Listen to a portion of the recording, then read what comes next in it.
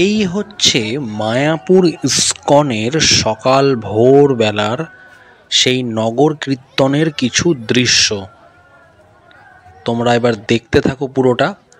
দেখো এখানকার কত ভক্তবৃন্দ, ভগবান শ্রীকৃষ্ণে বিশ্বাসী প্রচুর ভক্তবৃন্দ ভোরবেলা মঙ্গল আরতি দেখে নগর কীর্তনে বেরিয়ে পড়েছে। শুধু যে এখানে বাইরে থেকে ভক্তবৃন্দ এসেছে তা শুধু নয়, কিন্তু আমাদের মতন যেমন বাইরে থেকে আমরা ঘুরতে গেছি, এখানে কিন্তু ম্যাক্সিমামটাই কিন্তু লোকাল, আশেপাশের এই নদিয়ার আশেপাশের ইস্কন চত্বরের আশেপাশের সাধারণ মানুষ, ওখানকার লোকাল মানুষ, তারা প্রত্যেক দিনই নগর কীর্তন এবং মঙ্গল আরতি অ্যাটেন্ড করে। দারুণ লাগলো।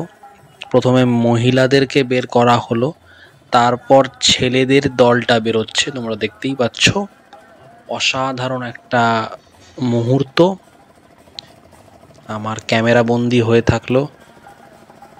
বেশ সুন্দর লেগেছে, একটা মানে মন শান্তি করে দেওয়ার মতো একটা সকাল। ভগবান শ্রীকৃষ্ণকে যারা ভালোবাসে, যারা বিশ্বাস করে, তাদের জন্য অসাধারণ একটা মুহূর্ত ইস্কনে আসলে মঙ্গল আরতি এবং তার সাথে সাথে এই নগর কীর্তন। যদি নগর কীর্তনে হাঁটতে পারো আরও ভালো।